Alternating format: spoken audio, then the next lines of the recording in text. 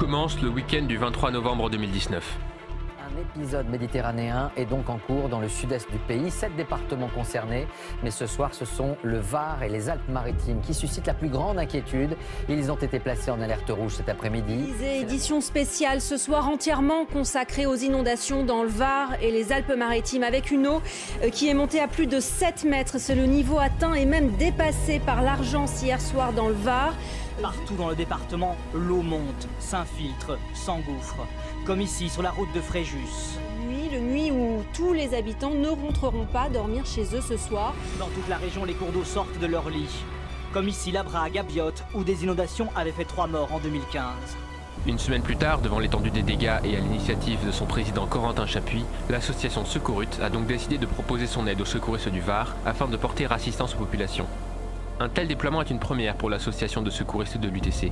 Une demande a donc été faite auprès de Sous-Sol Productions, l'association vidéo, pour qu'un membre les accompagne aux nuits, où ils sont attendus vendredi soir pour prêter main forte aux travaux de remise en état. C'est ainsi que le vendredi 29 novembre, à 17 h, je prends place avec 7 membres de Secourut dans l'une des 2 voitures qui partent de l'UTC en direction du Var. Avec Alexis Brossard, Corentin Chapuis, Florent Dauge, Pierre Pouliquin, Nicolas Lemarchand, Thomas Soligny et Hugo Graal, nous partons pour 2 jours à la rencontre des secouristes du Var et des populations sinistrées.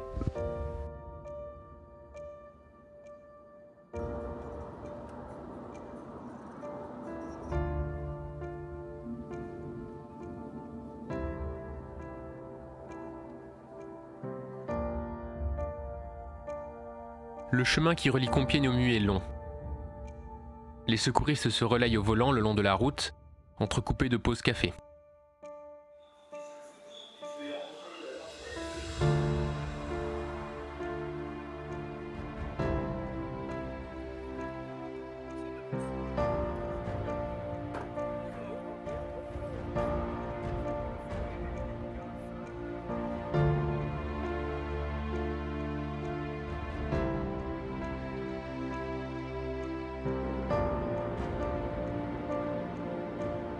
Jusqu'ici, le voyage se déroule sans encombre.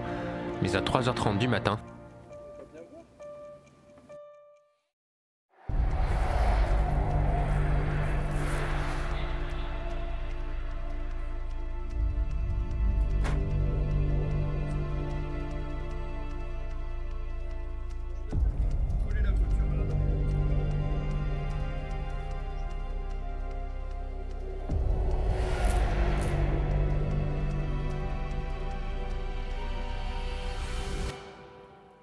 c'est une voiture qui est arrêtée au milieu de la route, tout feu éteint.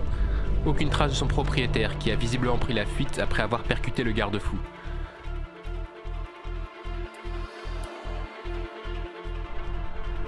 Un camionneur a heurté le véhicule abandonné. L'équipe balise les lieux afin d'éviter un suraccident, puis reprend la route. Heureusement, cette fois-ci, il n'y a pas eu de victimes.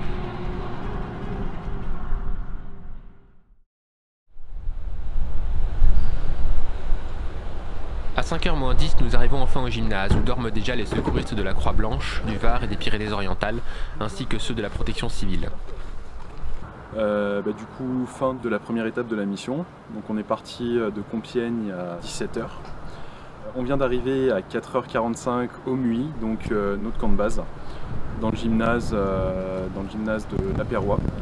Nous avons très peu de temps pour dormir, du coup je vais en profiter pour vous dire bonne nuit. Effectivement, la nuit est courte. Le réveil est à 7 h du matin.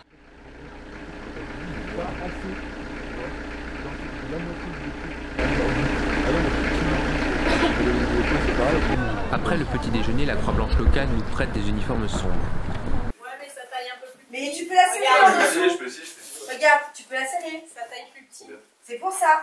Donc tu me prends celle-là. Ah, je suis pas fâchée. En effet, la tâche s'annonce salissante. Évitez de... Voilà, donc avec les mains... Début d'enlever vos gants, cette solution hydroalcoolique. Voilà. S'il y a de... Avant de manger et tout. Ils sont par là, les souterrains. Mais là où on avait fait bon cardage. Pour le catastrophe. Et en fait, ils sont sous l'eau. En dessous. Ah. Tu te souviens où on était allé? Oui. Bah ouais, Tu te souviens, Stan, t'as vu? Il y a de l'eau jusqu'à la maison. C'est un truc de ouf. Ça, c'est samedi dernier. Quand je l'ai pris, c'était pas au moment où elle était le plus haute. Bon, allez, on descend là parce que. On montre la photo où on était dans les souterrains. Ouais, on était descendu pour brancarder. Ouais, tu m'avais dit sous l'eau. Quand je te dis sous l'eau, c'est genre t'as pas d'air quoi. Ok, ouais. T'as peut-être des pluies d'air à l'intérieur, mais ouais. Ouais, encore. Une fois sur le terrain, Loïc, chargé de diriger les opérations sur place, nous répartit en équipe et nous confie différentes tâches. 5, allez soldats, Océane, 7. Oh putain, t'es mort toi. C'est pour aller plus loin, il devait y avoir... Ah non, on en a pas mis de chez toi là du coup. C'est pour faire une maison? Ouais, c'est pour faire une maison, ouais, juste après. Donc là, il y a 1, 2, 3, 4, 5, 6, 7, 8. Tu vas avec eux? Allez, ça fait 9, c'est bon, il y aura du coup. Après, donc, vous dégagez bien tout ce qu'il y a dedans, sort tout ce qu'il y a dedans. On le met dehors, on le rince, d'accord? Après, la pièce, tu la mouilles entièrement et tu fais tout à l'aspirateur. D'accord? Là, il faut faire les murs, il faut tout faire. D'abord, on cache tout faire. Une fois que c'est propre, tout ce qui était dedans, on remet dedans propre, on ferme. Le petit sanitaire derrière. Tu vas voir, la même opération. Ok. Et puis là, voilà, on dégage un peu, on nettoie cette partie-là et après, on attend qu'eux, ils aient débarrassé tout ça pour nettoyer. Pour tout nettoyer. Voilà. C'est bon pour toi? C'est bon, c'est bon. Ok. Tandis que certains restent sur le premier chantier pour déblayer la boue d'un magasin, pour ma part, j'accompagne Corentin en soutien logistique chez une famille sinistrée. On se met là.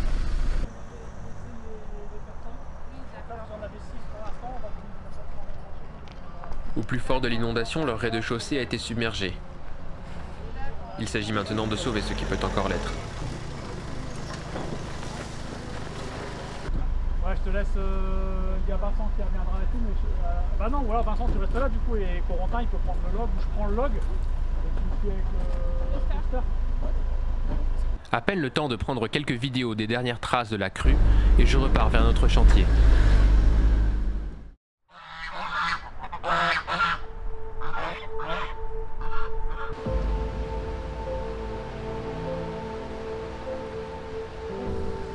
Ici aussi, les ravages de l'inondation sont encore visibles.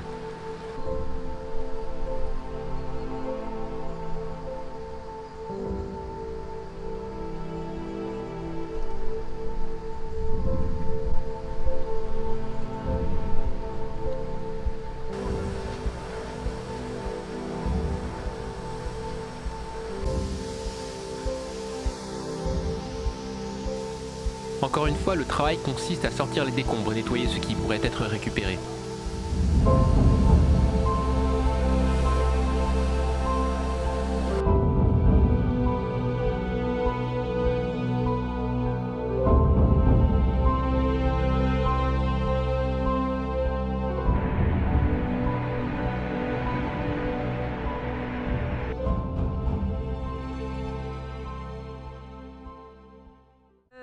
Mireille Boursier, je suis secouriste au sein de la Croix-Blanche des Arcs sur Argence, donc, qui fait partie d'une des communes qui a été sinistrée. Actuellement, nous sommes sur la commune du Muy. Nous sommes en train de faire donc, un nettoyage chez un particulier qui a eu environ 1,50 m d'eau dans son domicile. Donc le but c'était de sortir tout ce qui avait été immergé, de faire derrière une zone propre pour pouvoir après réintégrer le mobilier qui peut conserver. On peut mettre ça ce matin ou pas?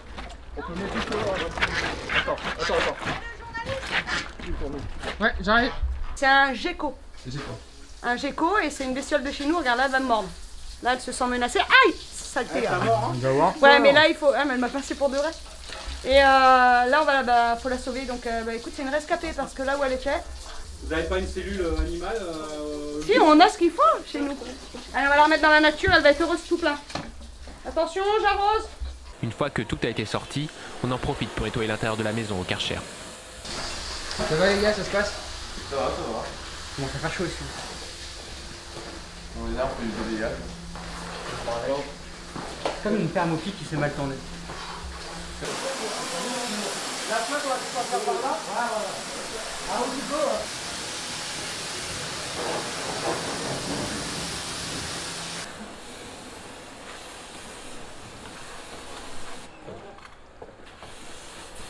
Avant de remettre les meubles dans la maison, son propriétaire nous propose un café. C'est l'occasion de parler des inondations. Apparemment, le problème est devenu récurrent. Mais nous, moi j'ai des Alpes, la voiture elle est 0,5, c'est pareil. Les villages ils sont inondés parce qu'avant les gens, les sociétés de curement, ils enlevaient le gravier pour faire le béton. Maintenant c'est fini. Vis-à-vis des truites, tu peux plus. Mais les villages ils sont inondés. Bon, l'Argence elle est pleine de boue. Hein. Moi j'y pêche dans l'Argence. Hein. C'est pas drainé. L'Argence, tu pêches là, il y a 3 mètres, tu pêches à côté, il y a 50 cm d'eau. C'est rempli de boue. Alors quand l'Argence elle déborde, et s'il y a 6 mètres de boue, parce que vous voyez le talus en face là, le mec a perdu 15 mètres linéaires sur 200 mètres hein, de long. Et au fond, il n'y a pas de terre. Hein. La terre, elle se dépose dans l'Argence. Hein. Là, le lit de la rivière, vous y allez, le lit de la rivière, il était. Le lit de la rivière, il venait taper sur mon mur. Alors quand vous voyez maintenant le talus, il y a 40 mètres là. Bah, avant le talus, il était au milieu. Le mec est tout perdu. Ah voilà, bah, ouais, les arbres, ils tombent, les mecs ils coupent. Hein. Faut les voir. Hein. Oui, après, il y a plus rien qui tient la terre. Elle va bien dans l'argent. Mais pourquoi on nettoie pas de la mer? Ils ont le budget, en plus ils ont le budget, ils ont les moyens, ils font pas. Pourquoi? Parce que c'est toujours au queue brune, Puget, le Mille qui morfle. Là, Bricourama, le mec, le patron, il disait 1 million d'euros les pertes là. C'est pareil, bon, on a catastrophe naturelle, mais c'est pas une raison. Pourquoi on fait pas ce qu'il y a à faire? Et on va sur la Lune, on n'est pas capable de nettoyer à cours d'eau là, et partout. Dans les autres pièces, il y a plein de place. Hein. Après le café, il faut remettre les meubles en place. Ce que je sais, j'ai vu dans l'autre salle.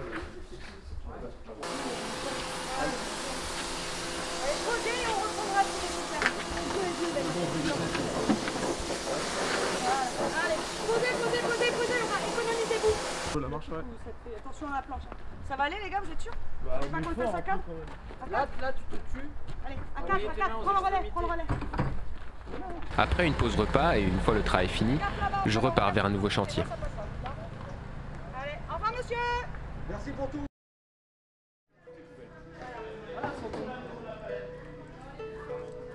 Ici aussi, l'inondation a fait des ravages. Dans ce magasin de décoration de Noël, tout ce qui était à moins de 1 mètre de hauteur a été submergé et couvert de boue.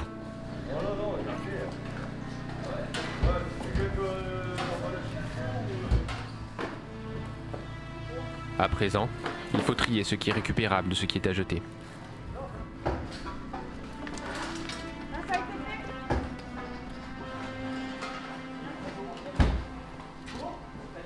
C'est intérieur, ça c'est que l'intérieur? Non, mais ça pue la flotte. Non, mais laisse tout ça, on va le prendre avec de la pelle.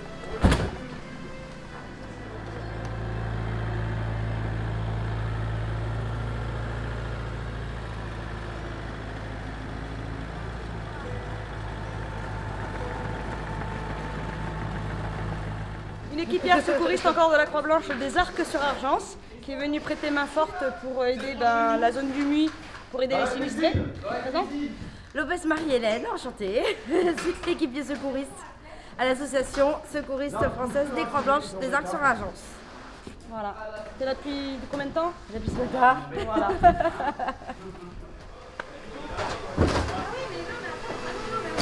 Eh les gars, faites gaffe là, en dessous, la fosse elle va loin. Ouais, elle va jusque là en Ah ouais, non mais là, mais il manque des planches là.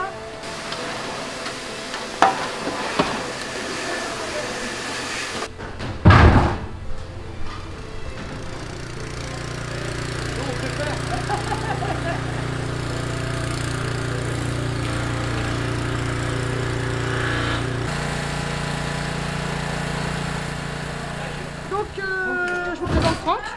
Franck qui est avant tout un ami, mais qui est aussi le coordinateur de la mairie du Muy.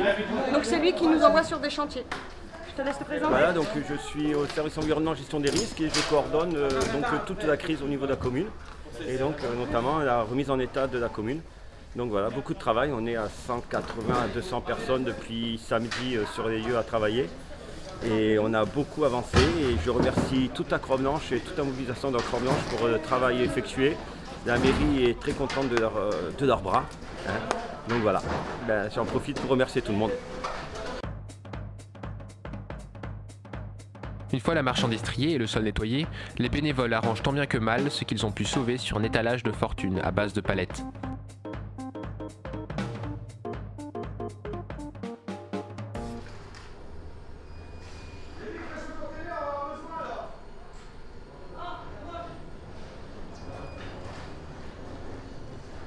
Le travail accompli, nous rentrons au gymnase où nous attendent une douche et un repas chaud. L'occasion de demander à Corentin, notre chef de mission, ce qui s'est passé sur l'un des nombreux autres lieux où l'équipe a été mobilisée. Cet après-midi, nous avons également été employés au vidage d'un box, c'est-à-dire qu'une famille avait entreposé durant de nombreuses années des biens dans un box. Malheureusement, l'inondation avait rendu la plupart de ces biens inutilisables dans un contexte normal, et donc nous avons dû, en coopération avec la famille concernée, trier les biens qui allaient être éliminés de ceux qui allaient pouvoir être conservés. Nous avons également été engagés sur divers autres chantiers, notamment des commerces, d'autres habitations. Nous avons pu discuter avec des personnes, se rendre compte vraiment de leur détresse et de l'aide que nous pouvions leur apporter. Et pour ce qui est de notre mission du lendemain, a priori demain, le département sera à nouveau placé en alerte à cause de fortes pluies. Donc notre temps devrait être employé à la remise en état du matériel, mais nous ne sommes jamais à l'abri d'un déclenchement inopiné de la part de la mairie, de la commune où nous nous trouvons actuellement. Le lendemain à 8 h, Sucurut lève le camp.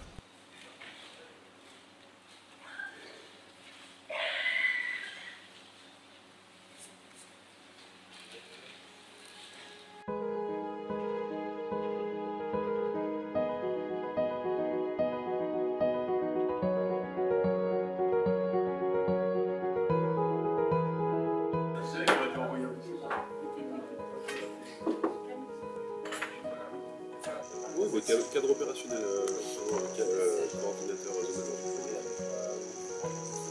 c'est lui.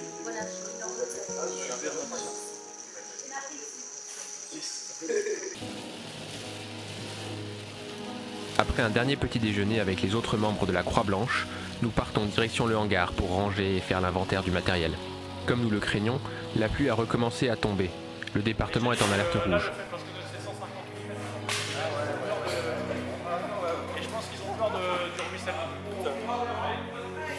Bon, on déballe tout, on reste là. Dans ces conditions, hors de question de sortir nettoyer la commune. La montée des eaux est imprévisible et inévitable.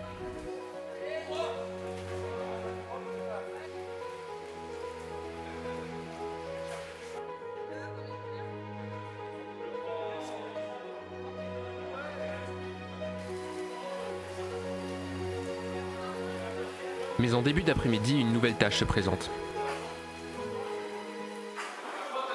Là, pour cet après-midi, on est décroché à 14 h pour faire un centre d'accueil des impliqués. Donc c'est la mairie du Muy qui a mis en place ce centre d'accueil, aussi bien pour si jamais il y a des débordements suite à l'alerte rouge pour accueillir les personnes sinistrées, mais aussi parce qu'on a entendu tous les gens psychologiquement ont été touchés la semaine dernière, qui prennent peur là, par rapport à l'alerte rouge et qui demandent à être évacués avant qu'ils aient des soucis chez eux. Donc c'est en mesure préventive, à partir de 14 h, on va réinstaller le centre d'accueil et ils ont réquisitionné aussi de l'hébergement au niveau du lycée du Muy sur la 14 h, centre d'accueil sur la commune qu'on a commencé à nettoyer hier. Parce que l'air tombe la même chose que ce qui est tombé en début de semaine dernière. Le groupe se prépare alors à partir. Mais finalement, la mise en place du centre d'accueil se fera sans nous. L'eau monte plus vite que prévu et il faut repartir avant que l'autoroute ne soit inondée. Sucurut est avant tout une association d'étudiants et il nous faut absolument nous rendre à Compiègne avant lundi matin. Le temps de dire au revoir à nos collègues du Var, nous sommes de nouveau sur la route. À 15h31, le mot d'ordre est le suivant. Ne prenez pas le volant, ne circulez pas cet après-midi, surtout dans le Var et les Alpes-Maritimes. En fait, plus globalement sur la région Provence-Alpes-Côte d'Azur. Parce que même si les Bouches-du-Rhône ne sont pas en vigilance, que les Alpes d'Haute-Provence et le Vaucluse sont en orange, eh bien, il pleut partout. Je vous donne cette vigilance particulière pour le Var et les Alpes-Maritimes. C'est exceptionnel. Une vigilance rouge pour la deuxième fois en une semaine. C'est exceptionnel. Ça n'était quasiment jamais arrivé, hein, cette vigilance rouge. C'est le plus haut niveau de vigilance que peut émettre une météo. Je vais vous dire si Pour ma part, ce premier week-end au sein de l'association a été riche en enseignements. grâce à la rencontre avec les populations sinistrées et aux échanges avec les autres membres de la Croix-Blanche, ces femmes et ces hommes aux histoires différentes, réunis par leur passion pour le secourisme.